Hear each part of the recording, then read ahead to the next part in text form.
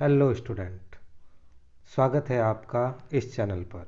यह चैनल आपको क्लास 12 के अकाउंटेंसी का कंप्लीट नॉलेज प्रोवाइड करवाएगा। तो फालतू की बातें ना करते हुए स्टार्ट करते हैं हमारा वीडियो। तो वीडियो स्टार्ट करने से पहले मैं आपको एक इम्पॉर्टेंट बात बता दूं कि इस वीडियो से पहले हमने एक वीडियो बनाया था जिसमें क्लास 12 के अकाउंटेंसी के फर्स्ट चैप्टर यानी अलाभकारी संस्थाओं की अर्थ और विशेषताओं को बता दिया गया है। तो अगर आपने हमारा वो वीडियो नहीं देखा है तो इस वीडियो के डिस्क्रिप्शन में उसका लिंक दिया गया है, आप वहाँ से उस वीडियो को देख सकते हैं। और जो चैप्टर की शुरुआती इंट्रोडक्शन है यानी पेज नंबर 1 और 2 पे, जिसमें अलाभकारी संस्थाओं की परिभाषा और विशेषताएं बताई गई है, आप उसे वहाँ से देख सकते हैं। तो अभी हम इसके आगे से स्टार्ट करते हैं। इस वीडियो में जैसा कि आपको टाइटल से पता चल गया है, हम क्लास 12 के चैप्टर 1 यानी अलाभकारी संस्थाओं के पेज नंबर 2 और पेज नंबर 3 को एक्सप्लेन करेंगे।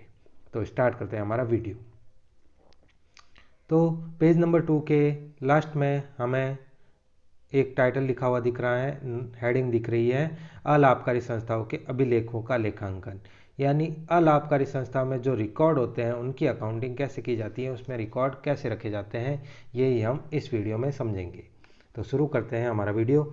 जैसे कि पहले वर्णन किया जा चुका है, इस प्रकार की संस्थाएं किसी भी प्रकार के उत्पादन और व्यापारिक गतिविधियों में शामिल नहीं होती हैं।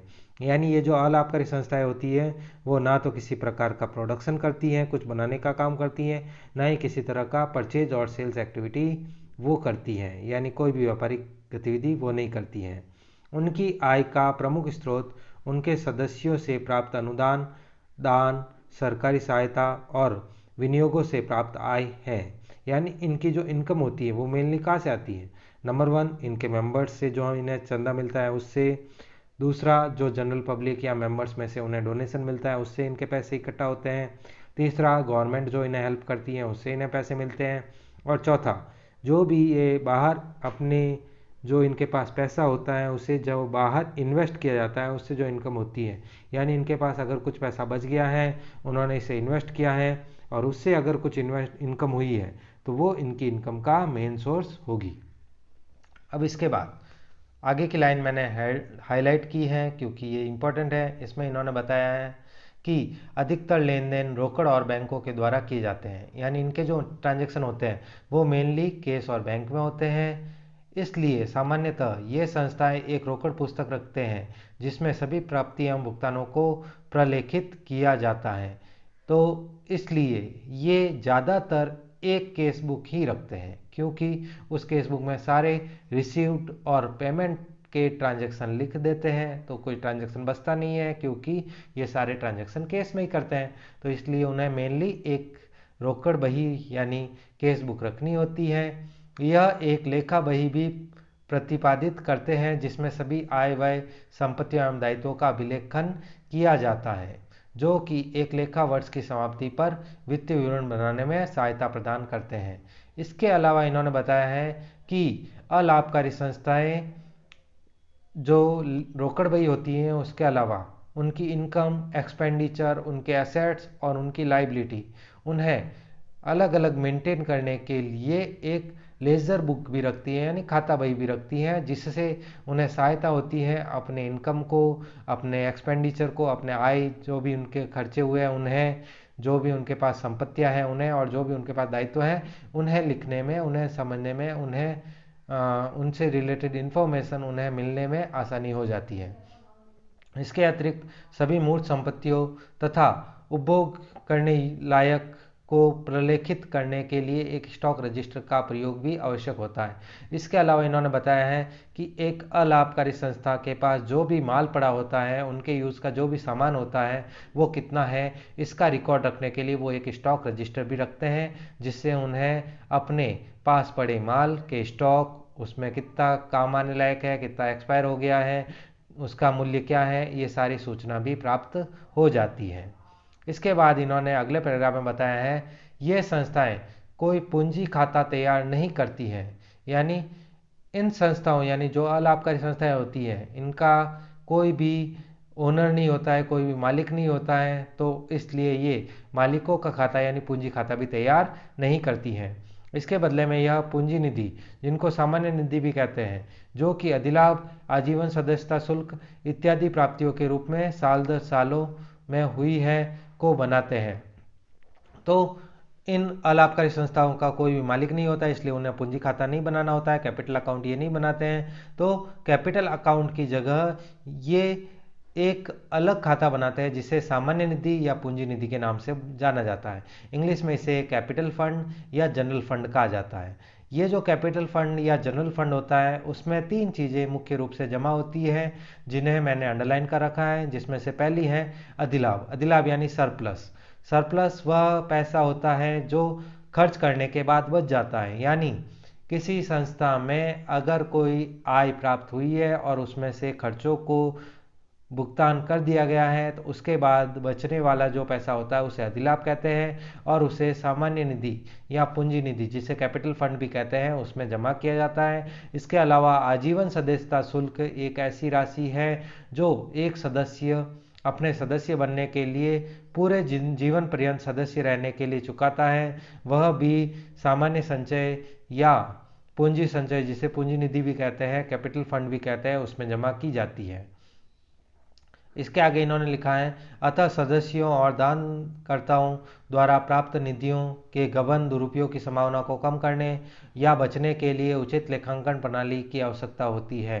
तो यहाँ इन्होंने बताया है कि इनके मेंबर्स या इनके डोनेटर्स से जो पैसे इकट्ठा होते हैं उनका दुरुपयोग ना हो, उनमें से कोई कपट ना करे, इससे बचने के लिए उन्हें अकाउंटिंग सिस्टम प्रॉपर रूप से रखना होता है। कंप्लीट अकाउंटिंग सिस्टम, कंप्लीट लेखा प्रणाली उन्हें उपयोग में लानी होती है। अब आगे नए पैराग्राफ में इन्होंने बताया है अंतिम खाते और वित्तीय विवरण। अंतिम खाते और वित्तीय विवरण क्या होते हैं, तो इसमें इन्होंने बताया है अलाभकारी संस्थाओं को प्रत्येक लेखा वर्ष के अंत में वित्तीय विवरण बनाने की आवश्यकता होती है। हालांकि यह संस्थाएं न लाभ अर्जित करने वाली संस्थाएं होती है और इन्हें व्यापारिक खाता, लाभ हानि खाता बनाने की आवश्यकता नहीं होती है, परंतु यह जानना भी जरूरी है कि क्या वर्ष के दौरान किए जाने वाले खर्चों के लिए, व्ययों के लिए पर्याप्त आय है या नहीं। केवल इतना ही नहीं, उन्हें जरूरी अंतिम सूचनाएं इनके सदस्यों, दानदाताओं, एकत्रितकर्ताओं और समिति के पंजीकर्ता को भी उपलब्ध करवानी होती है। इस उद्देश्य के लिए इन्हें प्रत्येक लेखा वर्ष के अंत में इनके अंतिम खाते तैयार करने होते हैं तथा लेखांकन के सिद्धांत पूरी तरह से लागू होते हैं। अलाभकारी संस्थाओं या अव्यापारिक संस्थाओं के अंतिम खातों में निम्न शामिल है। इस पैराग्राफ में इन्होंने बताया है कि अलाभकारी संस्थाएं होती हैं, उन्हें प्रत्येक लेखा वर्ष के अंत में अंतिम विवरण बनाने होते हैं। जैसे एक व्यापारिक संस्था को क्लास 11th में आपने पढ़ा है कि वर्ष खत्म होते ही balance sheet, trading and P&L account बनाने होते हैं, यानी चिट्ठा या तुलन पत्र तथा प्राप्ति एवं भुगतान चिट्ठा एवं तुलन पत्र तथा व्यापारिक एवं आयव्यय खाता बनाना होता है। उसी तरह से अलाभकारी संस्थाओं को भी कुछ अंतिम विवरण बनाना होता है। आगे इन्होंने एक्सप्लेन किया है कि माना कि ये अलाभकारी संस्थाएं हैं, लाभ कमाना इनका उद्देश्य नहीं है, लेकिन उन्हें वर्ष के दौरान अपने खर्चों के लिए इनकम हुई है या नहीं है ये जानना भी ज़रूरी होता है। इतना ही नहीं, उनके मेंबर्स, उनके डोनेटर्स या उनके कमेटी मेंबर्स या एक रजिस्ट्रार होता है जो समितियों का निरीक्षण करता है, जिसे हम सोसाइटी रजिस्ट्रार भी कहते हैं या समिति पंजीकृत करता भी कहता है। उनके पास भी सूचनाएं पहुंचानी होती हैं और उन तक सूचना मुहैया कराने के लिए उन्हें अंतिम विवरण बनाने भी जरूरी है। यहाँ इन्होंने एक्सप्लेन कर दिया है तीसरी लाइन में कि जिस प्रकार व्यापारिक संस्थाएं व्यापारिक खाता और लाभ हानि खाता बनाती हैं, अलाभकारी संस्थाओं को ऐसे खाते बनाने नहीं होते हैं। तो उन्हें कौन कौन से खाते बनाने होते हैं उनकी लिस्ट इन्होंने पैराग्राफ के अंत में दी है कि इन व्यापारिक संस्थाओं को निम्न अंतिम खाते बनाने होते हैं। कौन कौन से? नंबर 1 प्राप्ति एवं भुगतान खाता, जिसे इंग्लिश में रिसीव्ड एंड पेमेंट अकाउंट कहते हैं। नंबर 2 आय एवं व्यय खाता, जिसे इंग्लिश में इनकम एंड एक्सपेंडिचर अकाउंट कहा जाता है। और नंबर 3 तुलन पत्र, जिसे इंग्लिश में बैलेंस शीट भी कहते हैं। आगे ग्रीन लाइन से ग्रीन हाईलाइट किया हुआ है, ये मैंने इसलिए हाईलाइट किया है क्योंकि इसको आगे वाले जो वीडियोस होंगे उनमें एक्सप्लेन करेंगे, यहाँ इनका आपको एक शॉर्ट डिस्क्रिप्शन समझा देते हैं। तो यहाँ इन्होंने बताया है प्राप्ति एवं भुगतान खाता रोकड़ एवं बैंक के लेन देनों का एक सारांश होता है। तो ये जो हमारा पहला अंतिम विवरण है जिसे प्राप्ति एवं भुगतान खाता कहते हैं, ये कैश और बैंक ट्रांजैक्शन की एक समरी होता है, रोकड़ और बैंक ट्रांजैक्शन का एक सारांश होता है जो कि आय और व्यय खाता और तुलन पत्र को तैयार करने में सहायता प्रदान करता है। अब ये कहाँ काम आता है, तो यहाँ इन्होंने बताया है ये इनकम एंड एक्सपेंडिचर अकाउंट यानी आय व्यय खाता तथा बैलेंस शीट यानी तुलन पत्र को तैयार करने में सहायता करता है। इसके साथ ही कानूनी रूप से आवश्यक भी है क्योंकि प्राप्ति एवं भुगतान खाते को भी आय व्यय खाते के साथ तुलन पत्र के साथ समितियों के पंजीकृत कर्ता के पास जमा करवाना होता है। और ना सिर्फ ये सहायता करता है, इसके साथ इन्होंने बताया है कि ये कानूनी रूप से अनिवार्य भी है क्योंकि जो अलाभकारी संस्थाओं को चलाने के लिए नियम बने हैं उसमें यह क्लियरली बताया गया है कि एक अलाभकारी संस्थाओं को रोकड़ प्रवाह को समझाने के लिए प्राप्ति एवं भुगतान खाता बनाना होगा। तो इसे प्राप्ति एवं भुगतान खाता बनाना होता है और उसे आय व्यय खाते तथा तुलन पत्र के साथ जो रजिस्ट्रार होता है, जिसे हम रजिस्ट्रार ऑफ सोसाइटी कहते हैं, समितियों का पंजीकृत कर्ता कहते हैं, उसके पास जमा करवाना होता है। तो ये था प्राप्ति एवं भुगतान खाता का सामान्य परिचय। इसके बाद इन्होंने आय व्यय खाते का सामान्य परिचय देते हुए बताया है दूसरे पैराग्राफ में, आय व्यय खाता लाभ हानि खाते के समान ही होता है। यानी जैसे एक व्यापारिक संस्था जो व्यापार करती है, लाभ कमाने के लिए कार्य करती है, वह लाभ हानि खाता बनाती है, उसी तरह से एक अलाभकारी संस्था जो लाभ कमाने के उद्देश्य से कार्य नहीं करती है वो आय व्यय खाता बनाती है। दोनों का प्रारूप लगभग सेम ही है। आगे इन्होंने बताया है अव्यापारिक संस्थाएं सामान्यतः तुलन पत्र एवं प्राप्ति भुगतान खाते के साथ आय व्यय खाते को तैयार करती हैं।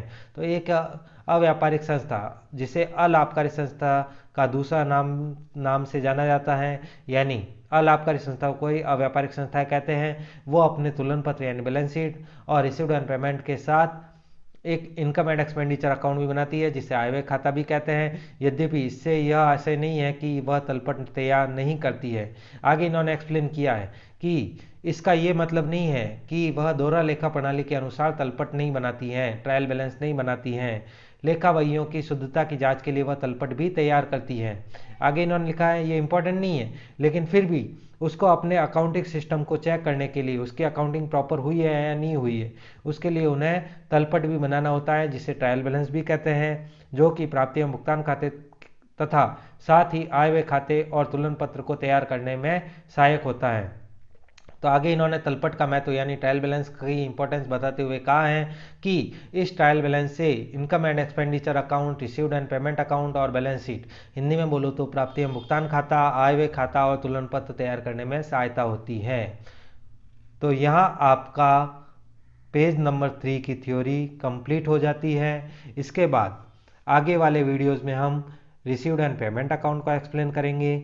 इससे पहले एक ज़रूरी सूचना आपको बता दूं कि इससे जो अगला वीडियो आपका आएगा उसमें आपको यहाँ तक का जो परिचय समझाया गया है उससे जुड़े हुए महत्वपूर्ण प्रश्नों को समझाया जाएगा। तो इसके बाद आप हमारा अगला वीडियो जरूर, इससे अगले वाले वीडियो का लिंक आपको हमारे डिस्क्रिप्शन में मिल जाएगा, वहाँ से आप जाके हमारा अगला वीडियो देख सकते हैं। इसके बाद बात करते हैं, इसके बाद एक और ज़रूरी सूचना आपके लिए कि अगर आप हमारे उन अगले वाले वीडियोस के क्वेश्चंस को लिखना चाहते हैं तो आप हमारा टेलीग्राम चैनल ज्वाइन कर सकते हैं, जहां आपको उसके जुड़े हुए नोट्स और हमारे अदर वीडियो से जुड़े हुए नोट्स प्रोवाइड करवाए जाएंगे। तो हमारे टेलीग्राम चैनल का लिंक भी इस वीडियो के डिस्क्रिप्शन में दिया गया है। इसके अलावा आपको कोई डाउट है, कोई कंप्लेन है या आप कोई सुझाव देना चाहते हैं तो आप हमें मेरे टेलीग्राम आईडी पे उससे जुड़े हुए सुझाव दे सकते हैं। इसके लिए टेलीग्राम आईडी का लिंक भी आपको वीडियो या चैनल के डिस्क्रिप्शन में मिल जाएगा, जहां से आप मुझे कांटेक्ट कर सकते हैं। जाते जाते अंत में आपको एक ही बात कहूँगा, thank you very much for watching this video. आपका वीडियो देखने के लिए धन्यवाद। अगर आपको हमारा वीडियो अच्छा लगा है और आप हमारे और वीडियो देखना चाहते हैं तो आप हमें ज्वाइन कर सकते हैं। Thank you very much, bye bye.